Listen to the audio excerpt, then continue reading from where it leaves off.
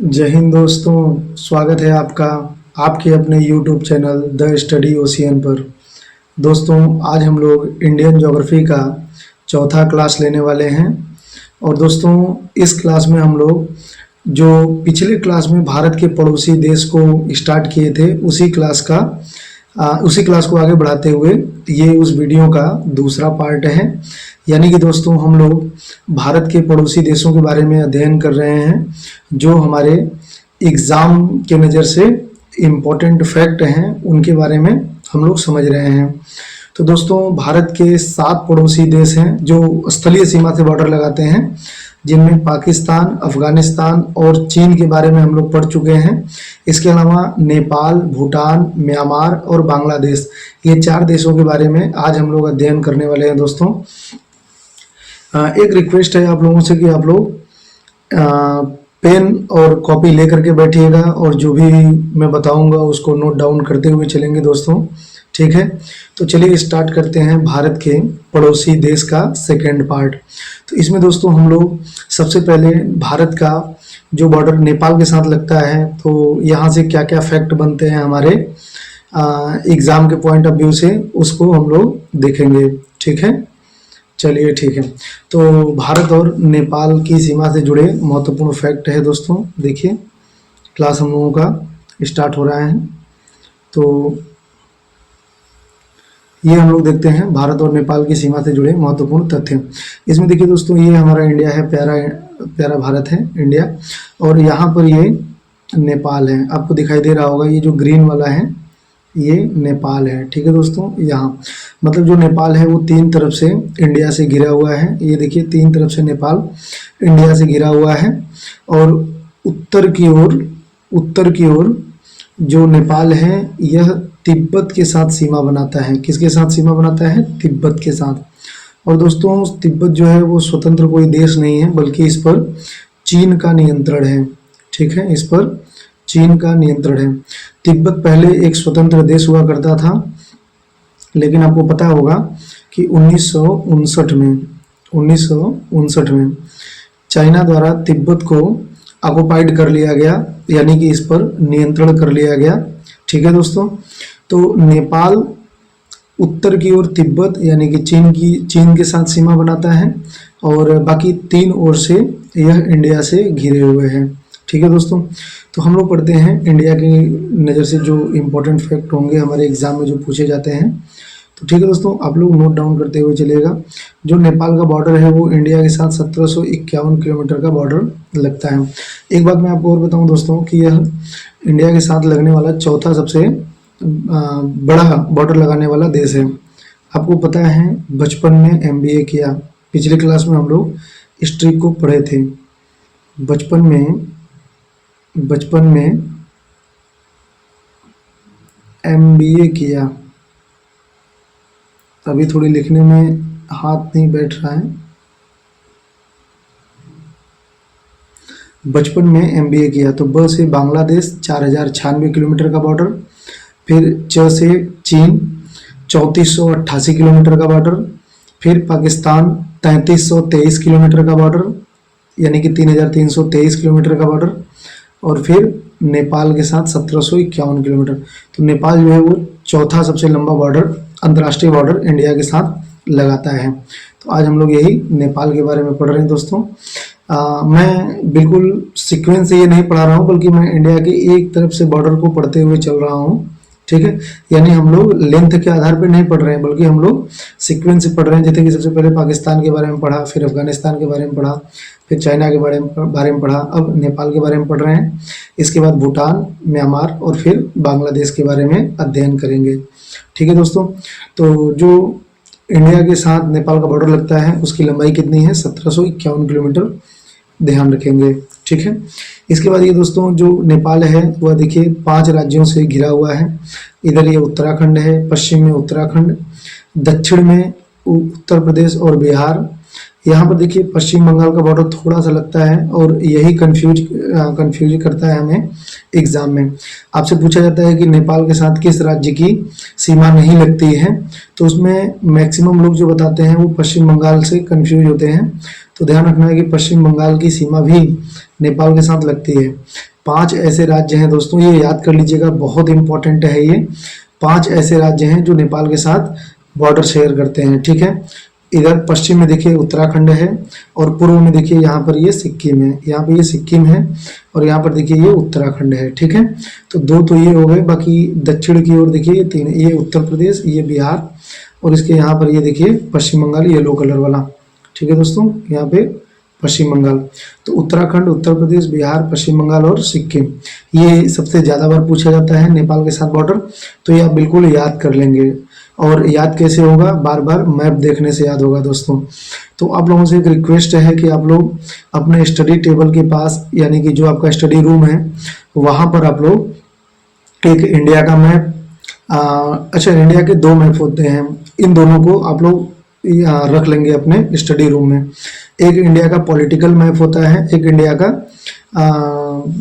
Physical map होता है, यानी कि एक होता है राजनीतिक मैप और एक होता है प्राकृतिक मैप। इन 2 मैप को आप अपने स्टडी रूम में रख लेंगे दोस्तों, तभी आपको पढ़ने में मज़ा आएगा।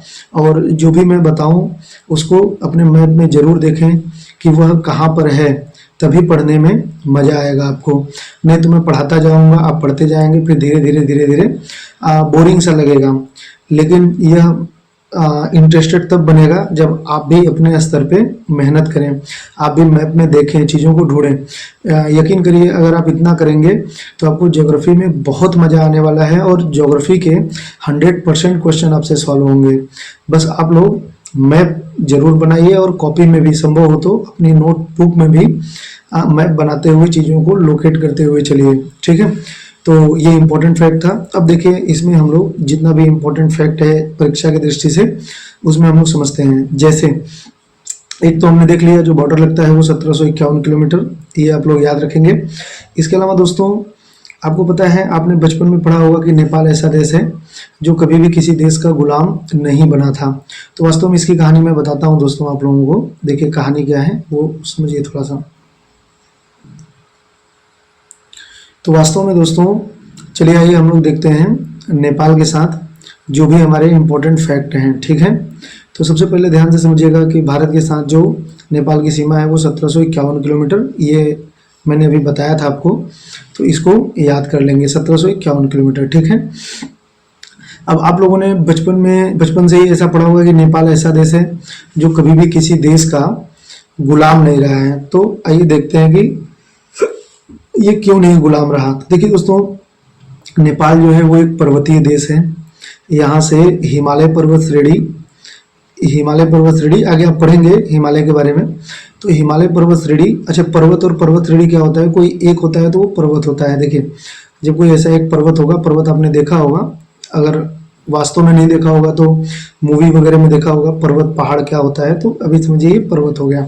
तो जब ये पर्वतों का एक चयन हो, बहुत दूर तक पर्वतों का एक चयन हो, तो इसको पर्वत श्रेणी कहते हैं।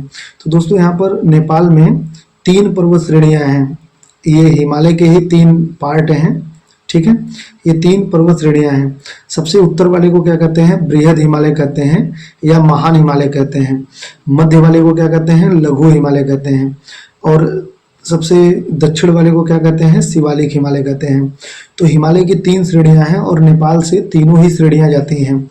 इसका मतलब ये है कि नेपाल जो है वो पूरी तरीके से एक पर्वतीय देश है। दोस्तों यहाँ जो नेपाल है यह एक पर्वतीय देश है, ये ध्यान रखेंगे, पर्वतीय देश है, ठीक है। आपने पढ़ा होगा कि जो वर्ल्ड का, पूरे वर्ल्ड का, एशिया का तो है ही है, पूरे वर्ल्ड का जो सबसे ऊंचा पर्वत है, पर्वत चोटी, जो सबसे ऊंचा पर्वत चोटी है माउंट एवरेस्ट, आपने पढ़ा होगा, जिसकी ऊंचाई है 8,848 मीटर। तो दोस्तों नेपाल में ही है। तो नेपाल वास्तव में बहुत ही यहाँ पर है वो। तो वास्तव में दोस्तों जो नेपाल है वो है एक पर्वतीय देश है, ये ध्यान रखेंगे। यहाँ पे बहुत सारे माउंटेन हैं और वहाँ से बहुत सारे जो नदियाँ हैं उनका ओरिजिन होता है, यानी कि उद्गम होता है, वहाँ से नदियाँ निकलती हैं। तो यह एक पर्वतीय देश है दोस्तों नेपाल।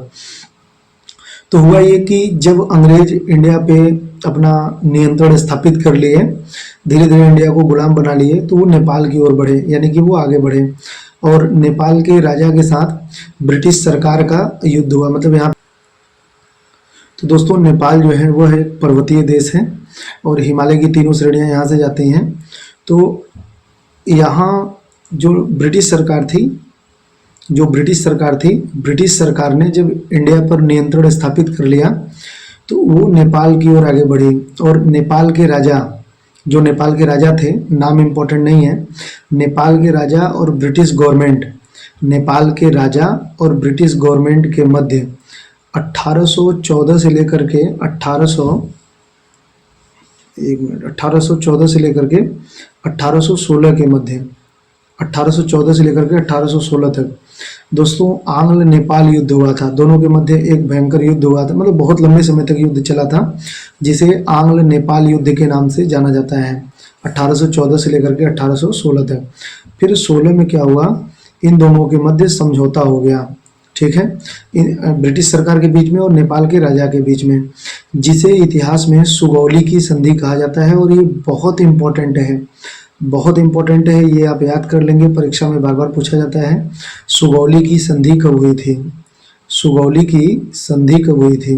तो दोस्तों जो सुगौली की संधि हुई थी वो 1816 में हुई थी। किसके किसके बीच में हुआ था? नेपाल के राजा, नाम इम्पोर्टेंट नहीं है, नेपाल के राजा और ब्रिटिश सरकार के बीच में 1816 में सुगौली की संधि हुई थी, ठीक है। अब देखिए इस संधि में हुआ क्या था, तो दोस्तों इस संधि में इंडिया और नेपाल के बीच में जो बॉर्डर है उसको डिसाइड कर दिया गया था, मतलब कि निर्धारित कर दिया गया था, ठीक है। और कहा गया कि भाई ब्रिटिश सरकार ने कहा कि इस बॉर्डर के आगे हम नहीं जाएंगे, आप यहाँ पे शासन करिए। और बदले में ब्रिटिश सरकार की भी उस समय की कुछ डिमांड्स थी, तो इन दोनों के बीच में समझौता हुआ था 1816 में, जिसे सुगौली की संधि के नाम से जाना जाता है, ठीक है दोस्तों। जो मैं यहाँ पे बताना चाह रहा हूँ वो ये ध्यान से समझिएगा, इसी सुगौली की संधि के द्वारा यहाँ पर देखिए दोस्तों उत्तराखंड है और ये नेपाल है, उत्तराखंड और नेपाल, इनके बीच में एक नदी यहाँ पे है, यहाँ पर दोस्तों एक नदी प्रवाहित होती है और इस नदी को काली नदी के नाम से जाना जाता है। किस नदी के नाम से? काली नदी के नाम से। तो काली नदी आपसे पूछा जाता है कि किन दो के बीच में प्रवाहित होता है, तो उत्तराखंड और नेपाल के बीच में प्रवाहित होती है। काली नदी को दोस्तों शारदा नदी के नाम से भी जाना जाता है, तो ये ध्यान रखेंगे, काली नदी को शारदा नदी के नाम से भी जाना जाता है। और जो काली नदी है यही इंडिया और नेपाल के बीच में प्राकृतिक सीमा बनाती है। और इंडिया का मतलब कौन सा पार्ट? उत्तराखंड। तो उत्तराखंड और नेपाल के बीच में काली नदी प्राकृतिक सीमा बनाती है, ये नोट डाउन कर लेंगे, ये आपके नोट्स में ऐड नहीं है, तो ये आप नोट कर लेंगे। काली नदी उत्तराखंड और नेपाल के बीच में प्राकृतिक सीमा बनाती है। दोस्तों ये जो काली नदी है ये यहाँ पर एक झील है जिसे काला पानी झील कहते हैं। क्या कहते हैं? काला पानी झील, काला पानी झील कहते हैं। यहीं पर लिम्पियाधुरा नामक स्थान भी है, लिम्पियाधुरा है, यहीं पर काला पानी है। और दोस्तों यहीं पर लिपुलेख दर्रा भी है, आगे आप लोग पढ़ेंगे। तो लिपुलेख दर्रा हो या काला पानी हो या लिम्पियाधुरा हो, उस पर विवाद है उत्तराखंड और नेपाल के बीच में। उत्तराखंड मतलब भारतीय सरकार, तो भारत सरकार और नेपाल के मध्य इस एरिया को लेकर के डिस्प्यूट है, यानी कि विवाद है, ठीक है दोस्तों। और यहाँ से जो काली नदी निकलती है और ये आती है काली नदी, यहाँ पे ऐसे इस तरीके से आती है, इधर से निकल करके ये काली नदी बॉर्डर बनाती है, ये आप जरूर ध्यान रखेंगे। काली नदी को ही शारदा नदी के नाम से जाना जाता है। फिर दोस्तों देखिए यहाँ पर इस वाले पार्ट में, यहाँ पर इस वाले पार्ट में जो इंडिया और नेपाल के बीच में बॉर्डर है, यहाँ पर ये पर्वतीय क्षेत्र है, शिवालिक पर्वत का दक्षिणी पार्ट है। यहाँ पर अभी मैंने बताया था आपको, नेपाल से 3 हिमालयी श्रेणियाँ जाती हैं, यहाँ पे ये शिवालिक श्रेणी है, इसके ऊपर लघु श्रेणी है और इसके ऊपर बृहद श्रेणी है। और ये तीनों ही हिमालय के पार्ट हैं, बृहद हिमालय, फिर लघु हिमालय और फिर शिवालिक हिमालय। तो बृहद, लघु और शिवालिक, तो शिवालिक का जो दक्षिणी पार्ट है वास्तव में वही इंडिया और नेपाल के बीच में बॉर्डर बनाता है। जैसे यूँ समझिए इसको, जैसे दोस्तों यहाँ पे ऐसे समझिए कि ये हो गया बॉर्डर और यहाँ पर शिवालिक श्रेणी है। तो शिवालिक श्रेणी पर जो नियंत्रण है वो पूरी तरीके से नेपाल का है, लेकिन शिवालिक श्रेणी के ठीक दक्षिण में, यहाँ पर दक्षिण में बॉर्डर है इंडिया और नेपाल का। वास्तव में ये खुला बॉर्डर है यानी कि प्राकृतिक बॉर्डर है और ये खुला हुआ है, मतलब इसको किसी भी तरीके से घेरा हुआ नहीं है या बाड़बंदी नहीं की गई है। और देखिए इस पर्वत के दक्षिण में यहाँ पे पथरीली भूमि है, पथरीली भूमि है। शिवालिक श्रेणी के दक्षिण में यहाँ पे इस वाले एरिया में यहाँ दोस्तों पथरीली भूमि है, और इस पथरीली भूमि को भाबर कहते हैं। क्या कहते हैं? भाबर कहते हैं, भाबर। पथरीली भूमि को भाबर कहते हैं। और पथरीली भूमि के दक्षिण में यहाँ पे इसी वाले एरिया में दलदली क्षेत्र है। तो इसको ज़्यादा आपको कंफ्यूज नहीं होना है, बस ध्यान रखना है इधर नेपाल है, नेपाल है, और इधर इंडिया है, भारत है, ठीक है, भारत। और इन दोनों के बीच में जो प्राकृतिक सीमा बनाता है वो 3 लोग मिलकर बनाते हैं। 3 लोग कौन कौन हैं? एक शिवालिक श्रेणी, और शिवालिक श्रेणी पर पूरा जो नियंत्रण है वो नेपाल का ही है। ध्यान रखना है कि शिवालिक श्रेणी बीच में नहीं है, वो नेपाल में ही है। इसके अलावा जो भाबर क्षेत्र है, भाबर पथरीली क्षेत्र है, एक 10 किलोमीटर की एवरेज 8 से 10 किलोमीटर की पट्टी पड़ती है जो पथरीली भूमि है, और यही 8 से 10 किलोमीटर की जो पट्टी है ये बॉर्डर बनाती है इंडिया और नेपाल के बीच में। तो इसे भाबर का क्षेत्र कहते हैं, और यहीं पर दलदली क्षेत्र है, इसको तराई कहते हैं। तो शिवालिक, भाबर और तराई ये तीनों ही मिल करके इंडिया और नेपाल के बीच में बॉर्डर बनाते हैं। और यहाँ पे पश्चिम में काला पानी से निकल करके जो काली नदी है, उस काली नदी के द्वारा उत्तराखंड और नेपाल के बीच में बॉर्डर बनाया जाता है, और यहाँ पे उत्तर प्रदेश और बिहार के साथ नेपाल का बॉर्डर लगता है। ठीक है दोस्तों, तो ये आप ध्यान रखेंगे, यानी नेपाल के साथ जो इंडिया का बॉर्डर लगता है वो पूरी तरीके से नेचुरल बॉर्डर है, प्राकृतिक बॉर्डर है। ठीक है दोस्तों, और ये सुगौली की संधि के द्वारा निर्धारित किया गया था। 1816 में सुगौली की संधि हुई थी, इसीलिए सुगौली की संधि हमारे लिए इम्पोर्टेंट है। ठीक है, तो ये याद कर लीजिएगा आप लोग। चलिए आइए देखते हैं दोस्तों, हम लोग भारत और नेपाल के बीच में 1751 किलोमीटर की लंबी खुली बॉर्डर है, यानी कि इसको बाड़बंदी नहीं की गई है, ये ध्यान रखेंगे, खुला है और इंसानी आवागमन होता है। ठीक है, और यह सीमा जो है वो कितने राज्यों से लगता है? तो उत्तराखंड, उत्तर प्रदेश, बिहार, पश्चिम बंगाल और सिक्किम, 5 राज्य हैं, तो ये ध्यान रखेंगे दोस्तों।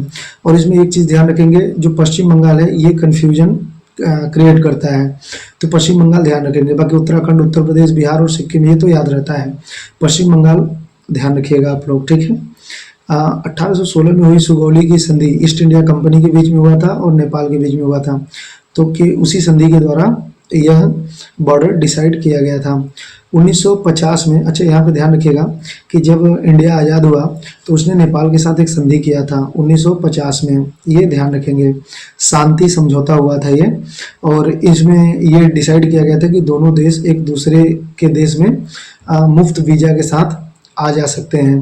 तो ये संधि इतना इम्पोर्टेंट नहीं है, ये इंडिया के साथ हुआ था, ये ब्रिटिश सरकार नहीं। इंडिया जब आज़ाद हो गया था तब उसने नेपाल के साथ समझौता किया था कि मतलब अगर कोई नेपाल का व्यक्ति है तो वो इंडिया में आकर के स्वतंत्र रह सकता है, व्यापार कर सकता है, और सेम ऐसे ही इंडिया का कोई व्यक्ति है तो वो नेपाल जा सकता है और अपना व्यापार बिजनेस जो भी कर सकता है, एकदम उसे वीज़ा पासपोर्ट की आवश्यकता नहीं होगी। ये संधि हुई थी 1950 में, और ऐसी ही एक संधि 1949 में हुई थी दोस्तों, 1949 में हुई थी भूटान के साथ। हालांकि उस संधि में हम लोग आगे पढ़ेंगे, भूटान जब पढ़ेंगे तो 1949 में हम लोग भूटान के साथ संधि किए थे, शांति समझौता कहते हैं इसे, और 1950 में हम लोग नेपाल के साथ समझौता किए थे। ठीक है दोस्तों, देखिए यहाँ पे लिखा हुआ है 1950 में भारत नेपाल ने शांति और मित्रता संधि पर हस्ताक्षर किया था, जिससे दोनों देशों के नागरिक बिना वीजा पासपोर्ट के एक दूसरे देश में आ जा सकते हैं। और इन दोनों के बीच में विवाद भी है दोस्तों, अभी मैंने बताया था काला पानी का विवाद है, उत्तराखंड में काला पानी है, लिपुलेख एक दर्रा वाला क्षेत्र है, यहाँ पे एक दर्रा है, और उत्तराखंड का सबसे बड़ा दर्रा है, और ये लिम्पियाधुरा है। ये तीनों एक पास में ही है, बिल्कुल पास में ही है, लिम्पियाधुरा काला पानी का ही एक पार्ट है, तो ये तीनों ही पास में ही है। ठीक है, तो इनमें से कोई भी दे देता है तो ये तीनों ही ध्यान रखेंगे, काला पानी हो या लिपुलेख दर्रा हो, ये लिपुलेख क्षेत्र का नाम है, और लिम्पियाधुरा। ठीक है, तो ये तीनों ही ध्यान रखेंगे। और आपसे पूछा जाता है ये कि जैसे लिम्पियाधुरा किन दो देशों के मध्य विवाद है, विवाद का क्षेत्र है, तो यह इंडिया और नेपाल के मध्य विवाद का क्षेत्र है, ये आप याद कर लेंगे। इसके बाद सुस्ता विवाद, यह बिहार के पश्चिमी चंपारण जिले में सुस्ता क्षेत्र को लेकर के विवाद है, ये ध्यान रखेंगे, ये उतना इम्पोर्टेंट नहीं है, लेकिन जो बिहार के स्टूडेंट हैं उनके लिए इम्पोर्टेंट है, लेकिन याद कर सके तो इसको भी याद कर लीजिएगा, ठीक है। अब देखिए दोस्तों, विवाद 2020 से और भी बढ़ गया। 2020 से ऐसे बढ़ गया कि नेपाल ने अपना एक नया बॉर्डर रिलीज किया था, और उस बॉर्डर में काला पानी का जो क्षेत्र था, जो कि दोनों देशों के बीच में पड़ता था, उस एरिया को नेपाल ने अपना उस मैप में दिखाया था, और इंडिया ने इस पर नाराजगी व्यक्त किया था, और यही विवाद का सबसे बड़ा कारण बना, और ये विवाद लगातार बढ़ता जा रहा है। अभी भी दोनों के बीच में काफ़ी सारे विवाद बने हुए हैं। और दोस्तों एक बात मैं आपको और बताऊं, और वो बहुत इम्पोर्टेंट है, बहुत इम्पोर्टेंट फैक्ट है। देखिए, भारत के अंतर्राष्ट्रीय सीमा पर जो यूपी है, यहाँ पे देखिए, अभी मैंने बताया था यहाँ पे ये नेपाल का क्षेत्र है, नेपाल का, और यहाँ पर इधर जो है वो इंडिया का क्षेत्र है, इंडिया का, ठीक है। यहाँ पे मैप में देखिए ऊपर को, यहाँ पर दोस्तों, तो एक चीज़ जो मैं बता रहा हूँ ये बहुत इंपॉर्टेंट फैक्ट है। यहाँ पे नेपाल और उत्तर प्रदेश के बीच में, यहाँ पे मैंने अभी बताया था कि इनके बॉर्डर पे तराई का क्षेत्र है। तराई का क्षेत्र मतलब दलदली क्षेत्र, दलदली क्षेत्र को तराई का क्षेत्र कहते हैं, और पथरीली क्षेत्र को भाबर का क्षेत्र। तो भाबर और तराई दोनों क्षेत्र है, पथरीली क्षेत्र भी है और दलदली क्षेत्र भी है, और इंडिया और नेपाल के बीच में ये बॉर्डर बनाता है। तो यहीं पर इनके बॉर्डर पर, यहाँ पर इनके बॉर्डर पर एक नेशनल पार्क है, इंडिया का नेशनल पार्क है ये, नेपाल का नहीं, इंडिया का। तो इंडिया का नेशनल पार्क है जिसे दुधवा नेशनल पार्क कहते हैं, दुधवा नेशनल पार्क, दुधवा उद्यान, दुधवा राष्ट्रीय उद्यान, दुधवा नेशनल पार्क, ठीक है दोस्तों। और मज़ेदार बात यह है कि पूरे उत्तर प्रदेश में एक ही नेशनल पार्क है जिसका नाम दुधवा नेशनल पार्क है। तो पूरे यूपी में एक ही नेशनल पार्क है, और वो है दुधवा नेशनल पार्क, जो नेपाल के बॉर्डर पे है। और ये पूरे इंडिया का, ये जो नेशनल पार्क है पूरे इंडिया का एकमात्र ऐसा नेशनल पार्क है जो किसी इंटरनेशनल बॉर्डर पर स्थित है, अंतर्राष्ट्रीय बॉर्डर पर स्थित है दोस्तों। तो ये भी ध्यान रखेंगे, इसलिए ये इम्पोर्टेंट है, ठीक है। देखिए, भारत की अंतर्राष्ट्रीय सीमा पर स्थित भारत का एकमात्र राष्ट्रीय उद्यान दुधवा नेशनल पार्क उत्तर प्रदेश और नेपाल की सीमा पर स्थित है। तो ये ध्यान रखेंगे।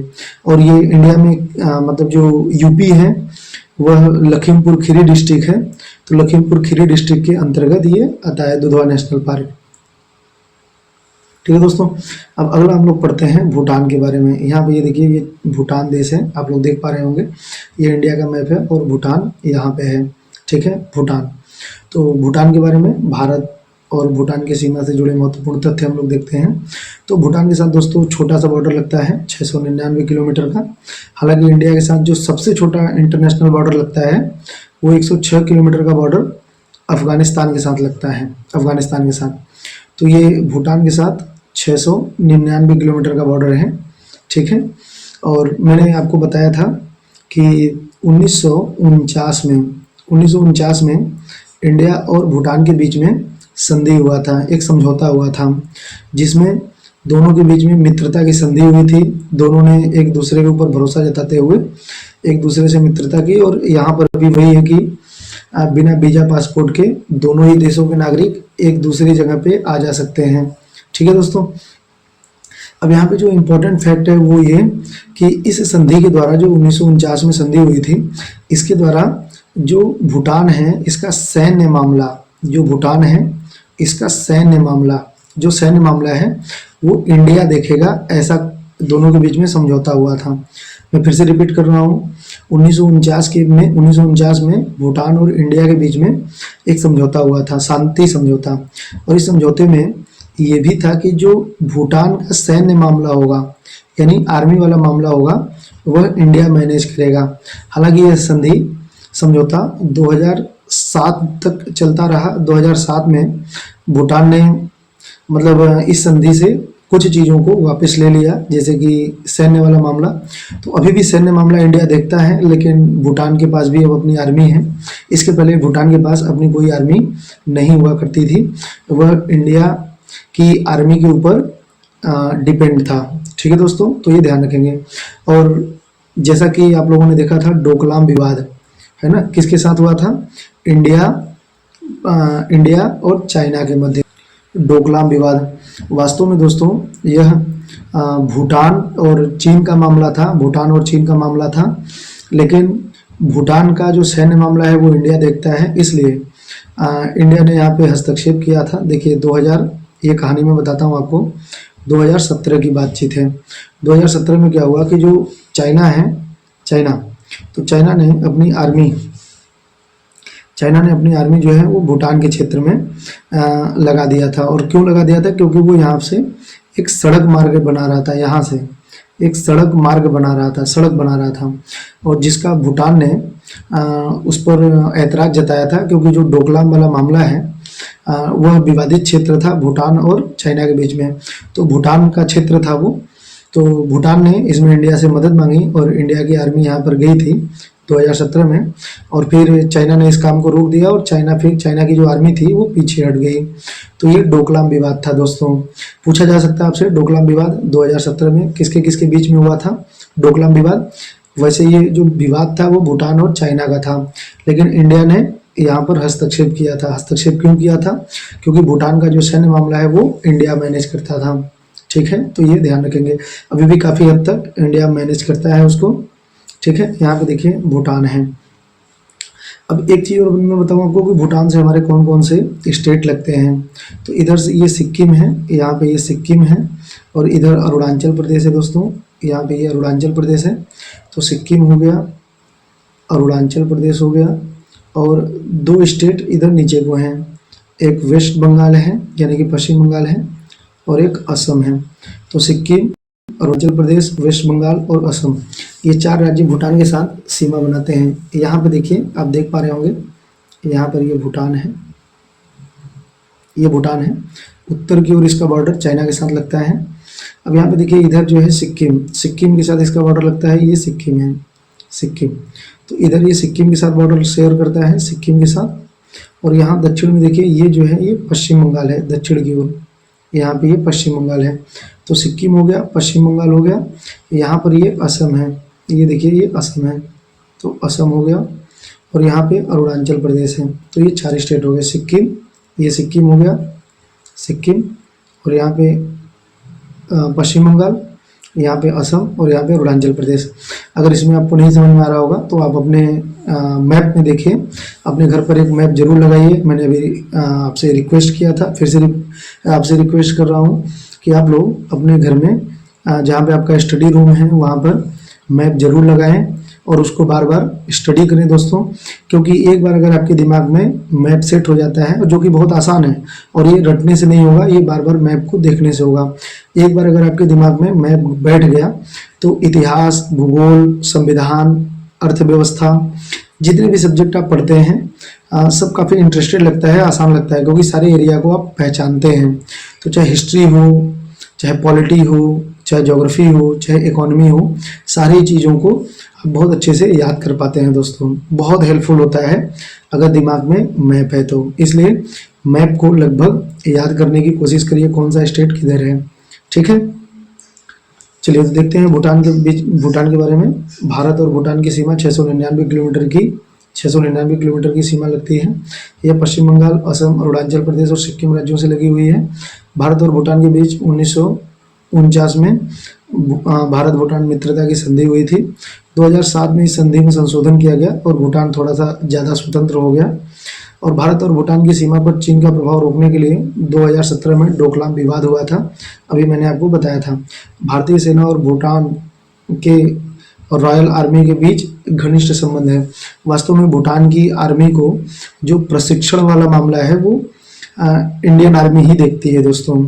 ठीक है, प्रशिक्षित करती है, उसको ट्रेंड करती है। अब भारत और म्यांमार का मुद्दा देख लेते हैं हम लोग। भारत और म्यांमार, देखिए दोस्तों, म्यांमार इधर है, यानी कि इंडिया के ईस्ट में है, पूर्व में है ना म्यांमार।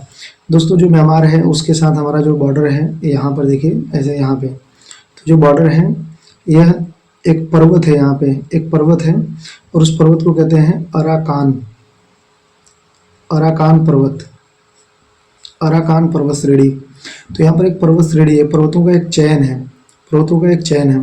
तो आपसे पूछा जाता है अराकान पर्वत श्रेणी किन दो देशों के बीच में है, तो इंडिया और म्यांमार के बीच में है, अराकान। और जो बॉर्डर की लंबाई है इंडिया और म्यांमार की, जो बॉर्डर की लंबाई है वह 1643 किलोमीटर का बॉर्डर है दोस्तों, 1643 किलोमीटर का बॉर्डर है, ठीक है। अराकान पर्वत श्रेणी इनके भारत और म्यांमार के बीच में प्राकृतिक सीमा बनाती है, तो ये भी ध्यान रखेंगे और याद कर लेंगे इसको, ठीक है। चलिए आगे बढ़ते हैं दोस्तों। देखिए जो म्यांमार है वास्तव में यह इंडिया का ही पार्ट था जब ब्रिटिश सरकार ने आपको पता है ब्रिटिश सरकार ने म्यांमार के राजा के साथ 3 युद्ध लड़े थे, जिसे प्रथम आंग्ल बर्मा युद्ध कहते हैं, द्वितीय आंग्ल बर्मा युद्ध कहते हैं और तृतीय आंग्ल बर्मा युद्ध कहते हैं, ठीक है।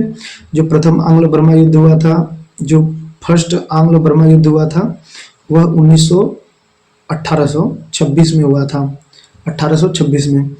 जो सेकंड आंग्ल बर्मा युद्ध हुआ था वो 1852 में हुआ था, 1852 में। और जो थर्ड आंग्ल बर्मा युद्ध हुआ था वो 1885 में हुआ था, 1885 में, ठीक है दोस्तों। तो ये 3 आंग्ल बर्मा युद्ध हुए हैं। तो ये जो 1885 में थर्ड आंग्ल बर्मा युद्ध हुआ था, इस युद्ध में हुआ ये था कि जो ब्रिटिश सरकार थी वो इंडिया के साथ साथ म्यांमार पर भी अपना पूरा नियंत्रण स्थापित कर चुके थे और म्यांमार पर उन्होंने लंबे समय तक शासन भी किया।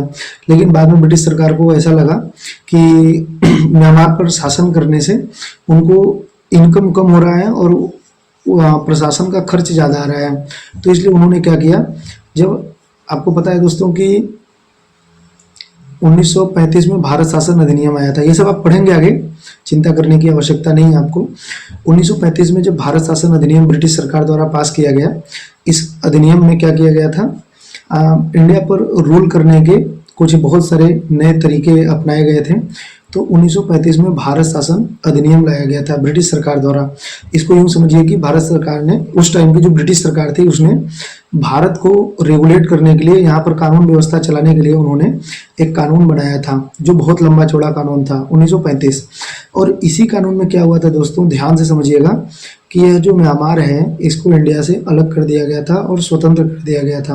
हालांकि म्यांमार पूरी तरीके से ब्रिटिश सरकार से स्वतंत्र नहीं थी, लेकिन फिर भी ये स्वतंत्र हो चुकी थी, यानी इंडिया से अलग हो चुकी थी। तो अगर आपसे पूछे कि म्यांमार इंडिया से अलग कब हुआ था, तो 1935 के भारत शासन अधिनियम के द्वारा, और ईयर है 1936। 1936 में ये इंडिया से अलग हो गया था, ये ध्यान रखेंगे, इंडिया से ये अलग हो गया था, ठीक है। ये आपके नोट्स में नहीं है तो ये ऐड कर लेंगे इसको, कि भारत और म्यांमार को जो अलग किया गया था ब्रिटिश सरकार द्वारा वो भारत शासन अधिनियम 1935 द्वारा, और ईयर कौन सा है, 1936 है, तो ये ध्यान रखेंगे। देखिए यहाँ पे, और दोस्तों म्यांमार के साथ जो इंडिया का बॉर्डर लगाते हैं वो 4 स्टेट हैं, अरुणाचल प्रदेश, नागालैंड, मणिपुर और मिजोरम। अरुणाचल प्रदेश, नागालैंड, मणिपुर और मिजोरम, ये 4 स्टेट हैं, ये याद कर लेंगे बिल्कुल। जैसे ऐसे समझिए कि यहाँ पे ये म्यांमार है, इधर ये इंडिया है, तो 4 स्टेट इस तरीके से आप लिख लेंगे, अरुणाचल प्रदेश, नागालैंड और फिर मणिपुर और फिर यहाँ पे मिजोरम। तो ये 4 स्टेट हैं, अरुणाचल प्रदेश, नागालैंड, मणिपुर और मिजोरम। और यहाँ पे जो नेचुरल बॉर्डर है, यहाँ पर जो एक नेचुरल बॉर्डर है वह एक पर्वत है दोस्तों, ठीक है, एक पर्वत है। उस पर्वत को क्या कहते हैं, अराकान योमा। योमा क्या होता है, पर्वत श्रेणी को ही तिब्बती भाषा में योमा कहते हैं। तो अराकान योमा पर्वत श्रेणी है, ठीक है, वो प्राकृतिक बॉर्डर बनाती है इंडिया और म्यांमार के बीच में। और यहाँ पे 4 स्टेट हैं, ये भी ध्यान रखेंगे, अरुणाचल प्रदेश, नागालैंड, मणिपुर और मिजोरम, ठीक है दोस्तों। चलिए आइए देखते हैं इम्पोर्टेंट फैक्ट। भारत और म्यांमार की जो सीमा है वो 1643 किलोमीटर की लंबी अंतर्राष्ट्रीय सीमा है। यह अरुणाचल प्रदेश, नागालैंड, मणिपुर और मिजोरम से लगी हुई है। म्यांमार दोस्तों आसियान का एक सदस्य देश है, जिससे भारत को एक्ट ईस्ट पॉलिसी में मदद मिलती है। अभी ये बता रहे हैं कि ये क्या होता है। अराकान योमा पर्वत श्रेणी दोनों देशों के मध्य प्राकृतिक सीमा बनाता है, ठीक है। बंगाल की खाड़ी में स्थित कोको द्वीप को लेकर के दोनों के मध्य विवाद भी है, तो ये ध्यान रखेंगे दोस्तों, ध्यान से समझिएगा। देखिए इंडिया के ईस्ट में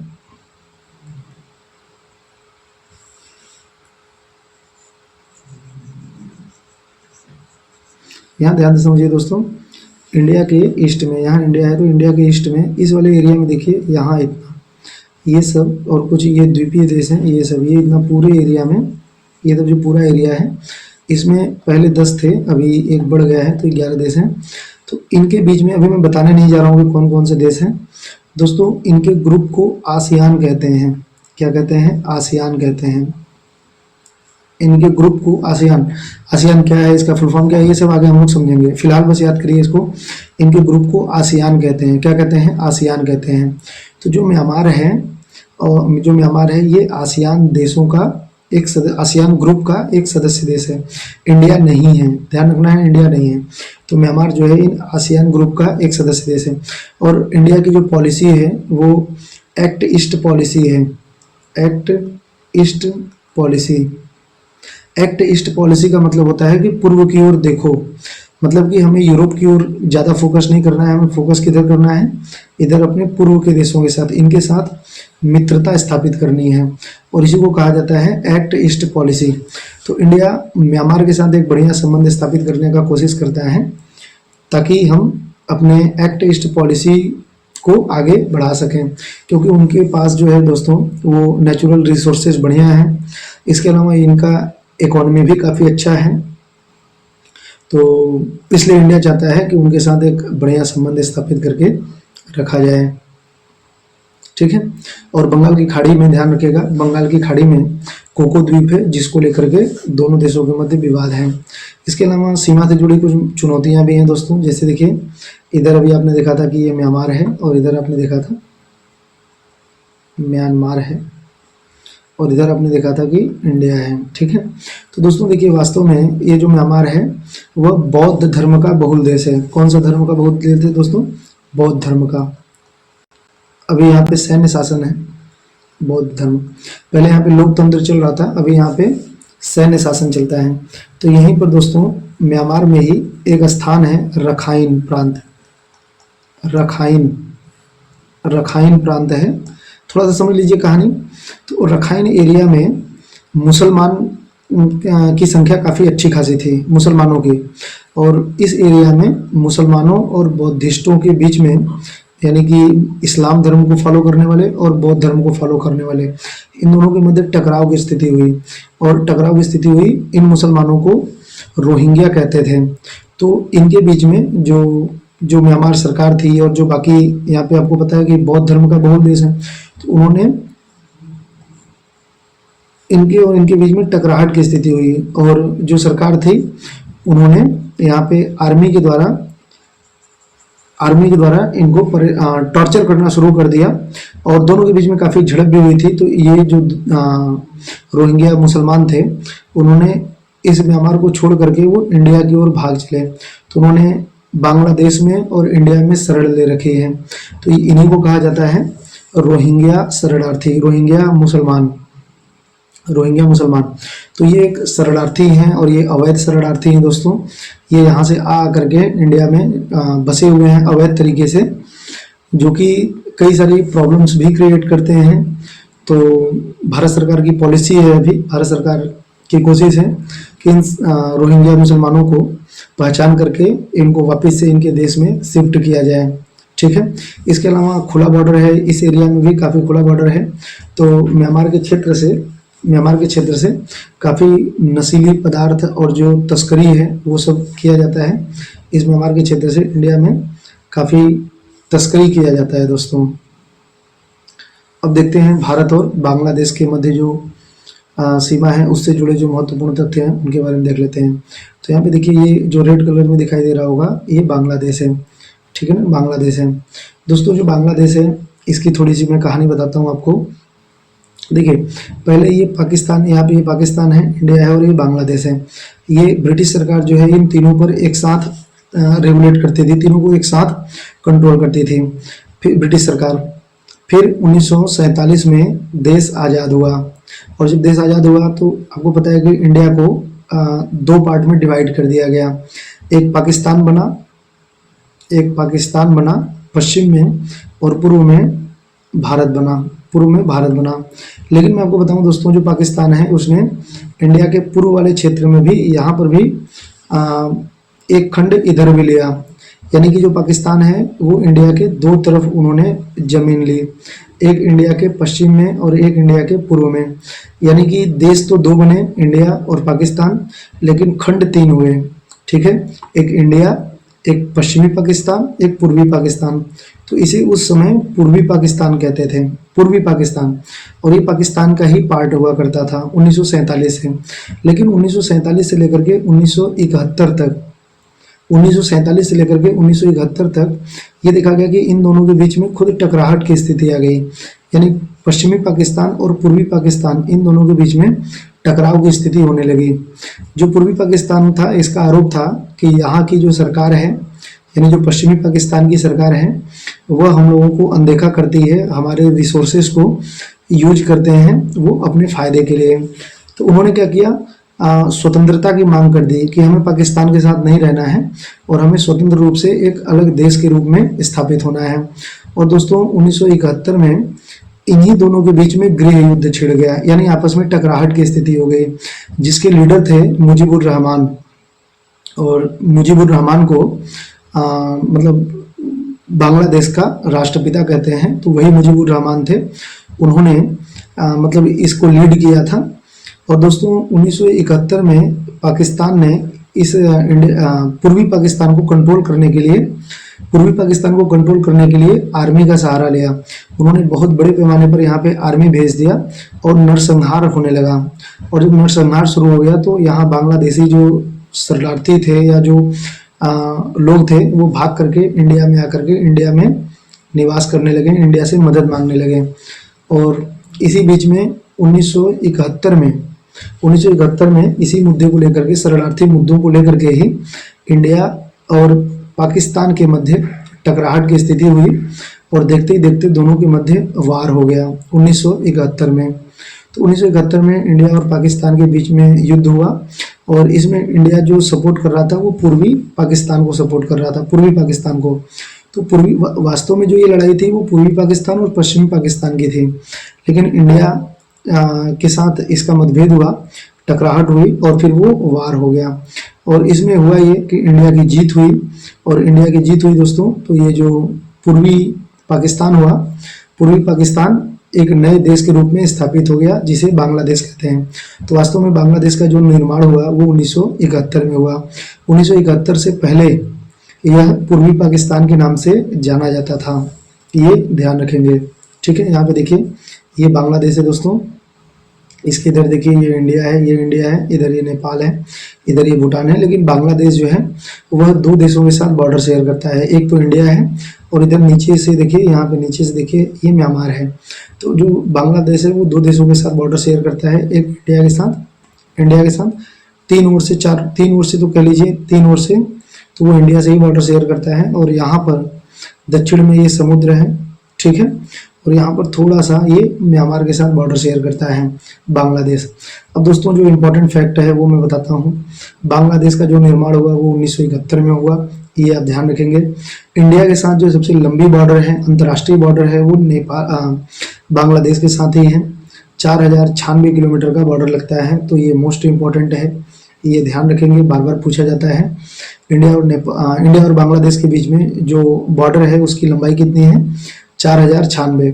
और ये इंडिया के साथ लगने वाला सबसे लंबा इंटरनेशनल बॉर्डर है किसी देश का, किसी भी देश का सबसे लंबा इंटरनेशनल बॉर्डर है, तो ये ध्यान रखेंगे 4096। ठीक है, इसके बाद दोस्तों कौन कौन से स्टेट हैं जो बॉर्डर लगाते हैं, तो यहाँ पे देखिए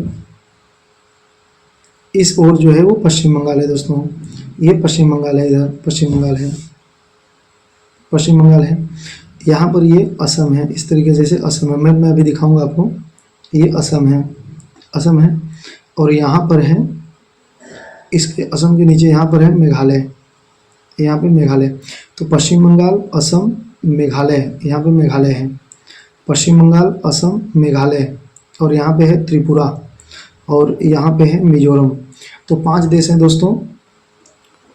पश्चिम बंगाल ध्यान रखेंगे, वेस्ट बंगाल, असम ध्यान रखेंगे, असम के बाद मेघालय ध्यान रखेंगे, मेघालय के बाद त्रिपुरा ध्यान रखेंगे, और त्रिपुरा के बाद मिजोरम ध्यान रखेंगे, मिजोरम। और ये भी कई बार पूछा जाता है दोस्तों कि बांग्लादेश के साथ ये इसका बॉर्डर भी बहुत इंपॉर्टेंट है, एक नेपाल के साथ बॉर्डर बहुत इंपॉर्टेंट है, इसके साथ भी बॉर्डर इंपॉर्टेंट है। ये पूछे जाते हैं आपसे कि कौन सा स्टेट बॉर्डर लगाता है, कौन सा स्टेट बॉर्डर नहीं लगाता है, किस देश के साथ बॉर्डर लगाता है, तो ये आपको याद करना पड़ेगा दोस्तों। और ये रट्टा मारने से नहीं होगा, ये मैं बता रहा हूँ आपको, फिर से बता रहा हूँ कि मैप देखने से होगा। बार बार मैप देखेंगे चीज़ें याद हो जाएंगी। यहाँ पे देखिए ये बांग्लादेश है, ये अगर आप देख रहे होंगे तो ये बांग्लादेश है। तो यहाँ पे देखिए ये पश्चिम बंगाल है, यहाँ पे देखिए इधर ये पश्चिम बंगाल के साथ बॉर्डर है। इसके बाद ये देखिए असम के साथ बॉर्डर है, असम के साथ दो ओर से है, एक तो यहाँ पे असम है और एक यहाँ पे असम है। तो असम के साथ ये पश्चिम बंगाल है, ये असम के साथ, और ये देखिए ये मेघालय है, ये मेघालय है। तो मेघालय, तो यहाँ पे पश्चिम बंगाल हो गया, यहाँ पे असम दो तरफ से हो गया, दो ओर से। ये जो पार्ट है, जो बॉर्डर है, ये मेघालय का बॉर्डर है। और यहाँ पर ये त्रिपुरा का बॉर्डर है दोस्तों, त्रिपुरा का। और ये मिजोरम का बॉर्डर है, नीचे देखिए मिजोरम का, ये मिजोरम का बॉर्डर है, मिजोरम का बॉर्डर है यहाँ पे। अब दोस्तों जो इम्पोर्टेंट फैक्ट है यहाँ पर भी, वो ये जरूर ध्यान रखेंगे कि भारत का एकमात्र ऐसा राज्य जो 3 ओर से किसी इंटरनेशनल बॉर्डर से घिरा हुआ है, तो वो त्रिपुरा है। त्रिपुरा, त्रिपुरा 3 ओर से इंटरनेशनल बॉर्डर से घिरा हुआ है किसी एक ही देश के साथ। वैसे तो सिक्किम भी है, वैसे तो कई सारे देश हो सकते हैं, 1-2 देश और हो सकते हैं, लेकिन एक ही देश से जो 3 ओर से घिरा हुआ हो, एक ही देश से जो 3 ओर से घिरा हुआ हो, वो त्रिपुरा है। देखिए यहाँ पे 3 ओर से घिरा हुआ है, इधर देखिए यहाँ पे, तो ये त्रिपुरा है। ये वाला जो राज्य है वो त्रिपुरा है।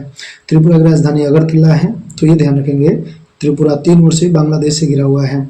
ठीक है दोस्तों, अब ध्यान से समझिएगा, जो त्रिपुरा और बांग्लादेश का बॉर्डर है उसे शून्य लाइन कहते हैं, जीरो लाइन कहते हैं, जीरो लाइन या शून्य लाइन। ठीक है, अगर आपसे पूछें कि शून्य लाइन किन 2 देशों के बीच में है, तो इंडिया और बांग्लादेश। और किस राज्य के बॉर्डर को कहते हैं, तो ये त्रिपुरा के बॉर्डर को, त्रिपुरा के बॉर्डर को 0 डिग्री लाइन कहते हैं। 0 डिग्री नहीं है, 0 लाइन कहते हैं या शून्य लाइन कहते हैं। ये भी आप याद कर लीजिएगा दोस्तों। ठीक है, तो आइए देखते हैं, भारत और बांग्लादेश की सीमा 4096.7, तो 4096 ही आप ध्यान रखिएगा किलोमीटर की लंबी सीमा है, जो भारत की सबसे लंबी अंतर्राष्ट्रीय सीमा है। यह पश्चिम बंगाल, असम, मेघालय, त्रिपुरा और मिजोरम 4 राज्य हैं। ठीक है ना, तो 5 राज्य हैं, पश्चिम बंगाल, असम, मेघालय, त्रिपुरा और मिजोरम 5 राज्य हैं। तो इन 5 राज्यों से बॉर्डर लगता है। और इसमें भी ध्यान रखिएगा, जो पश्चिम बंगाल है, पश्चिम बंगाल ये सबसे लंबी अंतर्राष्ट्रीय सीमा बनाती है पूरे इंडिया में। पूरे इंडिया में सबसे लंबी अंतर्राष्ट्रीय सीमा जो कोई राज्य बनाता है, तो वो कौन बनाता है, पश्चिम बंगाल बनाता है। बांग्लादेश से सबसे लंबी सीमा पश्चिम बंगाल का लगता है, ये ध्यान रखेंगे। पश्चिम बंगाल सबसे लंबा अंतर्राष्ट्रीय सीमा बनाने वाला राज्य है। बांग्लादेश पहले जो है दोस्तों, बांग्लादेश पहले पाकिस्तान का ही हिस्सा था, जिसे पूर्वी पाकिस्तान के नाम से जाना जाता था। भारत और पाकिस्तान के बीच 1971 में युद्ध हुआ, जिसके बाद बांग्लादेश एक स्वतंत्र देश बन गया। 1974 में इंदिरा वही मुजीबुर रहमान थे, दोनों के बीच में एक संधि हुई थी, समझौता हुआ था, जिससे ये कहा गया था कि दोनों देशों के बीच में जितने भी डिस्प्यूट हैं, जितने भी विवाद हैं, उनको सुलझाया जाएगा बहुत जल्दी ही दोस्तों। ठीक है, और यहाँ पर एक क्वेश्चन ये बहुत इंपॉर्टेंट है दोस्तों, बहुत ही ज़्यादा इंपॉर्टेंट है, तो ये आपको याद कर लेना है। ठीक है, 2015 में इंडिया के बीच में ध्यान से समझिएगा, यहाँ पर देखिए इस मैप को। दोस्तों वास्तव में इंडिया और जो बांग्लादेश है, इन दोनों के बीच में बॉर्डर जो है वो काफ़ी टेढ़े मेढ़े हैं, और यहाँ पर सुंदरबन का डेल्टा है और दलदली क्षेत्र है थोड़ा। तो इस बॉर्डर को सीधा करने के लिए, इस बॉर्डर को थोड़ा सीधा सा करने के लिए, इधर कुछ गांव हैं, इनक्लेव हैं, छोटे छोटे एरिया को इनक्लेव कहते हैं। तो उस एरिया का आदान प्रदान करके बॉर्डर को सीधा करने का प्रयास किया गया। ठीक है दोस्तों, और आपको पता है कि जब भी इंडिया का कोई छोटा एरिया संधि या समझौते के द्वारा किसी दूसरे देश को दिया जाएगा, तो वह संविधान में संशोधन करने के बाद ही दिया जा सकता है, अपने मन से नहीं। यानी कि अगर प्रधानमंत्री या मंत्रिपरिषद या राष्ट्रपति या कोई भी ऐसा चाहे कि इंडिया का कोई क्षेत्र किसी दूसरे देश के साथ किसी संधि समझौते के तहत दे दिया जाए, इंडिया का कोई छोटा सा ही एरिया दे दिया जाए, भले ही बदले में इंडिया को मिल भी रहा हो, लेकिन इंडिया का कोई भी एरिया किसी दूसरे देश को बिना संविधान में संशोधन किए नहीं दिया जा सकता। संविधान में संशोधन करना अनिवार्य होगा। वो संधि समझौते के तहत दिया जा सकता है, लेकिन ध्यान रखना है संविधान में संशोधन किया जाना अनिवार्य है। और दोस्तों इसीलिए 100वां संविधान संशोधन किया गया है संविधान में। वैसे एरिया का आदान प्रदान करने के लिए 2 संशोधन किए गए हैं संविधान में। एक 9वां संविधान संशोधन भी इसी से रिलेटेड है। एक 9वां संविधान संशोधन जो 1960 में किया गया था, और एक 100वां संविधान संशोधन 2015 में किया गया। आपके लिए ये बहुत इंपॉर्टेंट है। 100वां संविधान संशोधन 2015 में किया गया। तो ये क्यों किया गया था? ये इंडिया और बांग्लादेश के बीच में जो क्षेत्र हैं उनके आदान प्रदान करने के लिए। तो इसके द्वारा क्या किया गया, इंडिया के 111 जो इनक्लेव थे यानी छोटे छोटे एरिया थे वह बांग्लादेश को दिए गए, और 51 जो इनक्लेव थे वो बांग्लादेश से इंडिया को दिए गए। और काफ़ी हद तक दोनों के बीच में बॉर्डर को सीधा करने का प्रयास किया गया। वैसे वो रोड बनाने के लिए, गलियारा बनाने के लिए वो किया गया था, वो हम आगे समझेंगे। ठीक है दोस्तों, तो 2015 में भूमि सीमा समझौते के तहत दोनों देशों में 162 देशों का आदान प्रदान किया गया था, और इसमें 111 इंडिया ने दिया था और 51 इंडिया को मिला था। और आपसे पूछा जाता है कि ये किस संशोधन द्वारा ऐसा किया गया, तो 100वां संविधान संशोधन किया गया था 2015 में। ये ध्यान रखेंगे, बहुत इंपॉर्टेंट है 100वां संविधान संशोधन, और हाल फिलहाल का है, मतलब अभी इसको हुए ज़्यादा दिन नहीं हुआ, 9 साल ही हुए हैं। तो ये पूछे जाते हैं ऐसे संशोधन, ठीक है, जो बॉर्डर के आदान प्रदान के लिए था। तो ये ध्यान रखेंगे। इसके अलावा दोस्तों बंगाल की खाड़ी में 2 द्वीप हैं, उन द्वीपों को ध्यान रखेंगे। 2 द्वीप, एक न्यूमोर द्वीप है, न्यूमोर नहीं है, न्यूमोर द्वीप है, और एक गंगा सागर द्वीप है। आगे हम द्वीपों में पढ़ेंगे, इसलिए मैं यहाँ पे आपको बहुत डिटेल में नहीं बता रहा हूँ। बस ये समझेंगे कि 2 द्वीप हैं, एक न्यूमोर द्वीप और एक गंगा सागर द्वीप। इन दोनों द्वीपों को लेकर के दोनों के बीच में डिस्प्यूट है, यानी कि विवाद है इंडिया और बांग्लादेश के बीच में। इसके बाद दोस्तों दोनों देशों के बीच में तीस्ता नदी के एक नदी है जो सिक्किम से निकल करके और पश्चिम बंगाल से होते हुए बांग्लादेश में जाती है, जिसे तीस्ता के नाम से जाना जाता है। कौन सी नदी है ये दोस्तों? तीस्ता नदी। तो ये उत्तर से दक्षिण की ओर प्रवाहित होती है, ऐसे समझिए, ऐसे ऊपर से नीचे की ओर। तो ऊपर ये सिक्किम में है, उसके नीचे वेस्ट बंगाल में है, और फिर ये चली जाती है बांग्लादेश में। और बांग्लादेश का आरोप है कि जो पश्चिम बंगाल है ये इस नदी का पानी काफ़ी हद तक यूज कर लेता है और हमें काफ़ी कम पानी मिलता है। तो तीस्ता नदी के पानी को लेकर के, ये नदी है, इसके जल बंटवारे को लेकर के दोनों देशों के बीच में विवाद है। ये जब हम नदी पढ़ेंगे तो वहाँ पर अच्छे से समझेंगे। फिलहाल बस इसको याद कर लीजिएगा कि तीस्ता नदी के जल बंटवारे को लेकर के इंडिया और बांग्लादेश के मध्य विवाद है दोस्तों, ठीक है। और सीमा से जुड़े कुछ मुद्दे भी हैं, अवैध प्रवास, घुसपैठ, विशेषकर पश्चिम बंगाल और असम के क्षेत्र से, ठीक है, होता रहता है, क्योंकि यहाँ पर भी बॉर्डर बिल्कुल सील्ड नहीं है, बल्कि काफ़ी खुला बॉर्डर भी है काफ़ी एरिया में, क्योंकि बहुत दुर्गम क्षेत्र है, दलदली क्षेत्र है, और मतलब जंगल वाला एरिया है। तो इसलिए सारे एरिया को सील्ड करना काफ़ी चुनौतीपूर्ण है। तो काफ़ी हद तक खुला भी बॉर्डर है, जहाँ से बहुत तरह के घुसपैठ होते रहते हैं इंडिया में। गैर कानूनी व्यापार भी हो जाता है, जैसे गायों की तस्करी, नशीले पदार्थों की तस्करी, ये सब भी बहुत बड़े पैमाने पर होता है नदियों के बंटवारे को लेकर के। गंगा नदी और तीस्ता नदी, स्पेशली तीस्ता नदी के बारे में आपके एग्जाम में पूछा जाता है, तो ये ध्यान रखेंगे। तीस्ता नदी के जल को लेकर के दोनों देशों के मध्य विवाद है, ये नदी वाले चैप्टर में हम लोग समझेंगे। रोहिंग्या शरणार्थी संकट यहाँ से भी बना हुआ है, जो कि आपने देखा होगा दोस्तों, मैंने भी बताया था कि जो बांग्लादेश है उसका बॉर्डर इंडिया के साथ तो लगता ही है, लेकिन म्यांमार के साथ भी लगता है। यहाँ पे देखिए म्यांमार के साथ भी लगता है। तो जो रोहिंग्या शरणार्थी हैं वो पहले तो बांग्लादेश में आते हैं, इधर से बांग्लादेश में आते हैं, और बांग्लादेश से फिर वो इंडिया के दूसरे एरिया में जा करके घुसपैठ करते हैं, ठीक है। तो जो शरणार्थी हैं रोहिंग्या, वो तो हैं तो बेसिकली म्यांमार के, लेकिन वो म्यांमार के रास्ते होते हुए फिर बांग्लादेश में आते हैं, और बांग्लादेश से फिर पूरे इंडिया में जाते हैं दोस्तों। तो आज के लिए इतना ही, बाकी ढेर सारी शुभकामनाएं आपको दोस्तों, ऐसे ही आप पढ़ते रहिए। और वीडियो आपको कैसा लगा आप लोग कमेंट करके ज़रूर बताइए, और जो चीज़ें आपको न समझ में आए वो भी कमेंट करिए दोस्तों। और अगर क्लास आपको अच्छा लगा तो अपने दोस्तों के साथ शेयर करिए जिनको इस वीडियो की नीड हो। दोस्तों, आप लोगों का जो लाइक होता है और जो कमेंट होता है यह हमें मोटिवेट करता है और हमें सुझाव देता है। तो उम्मीद करता हूँ आप लोगों को क्लास अच्छी लगी होगी।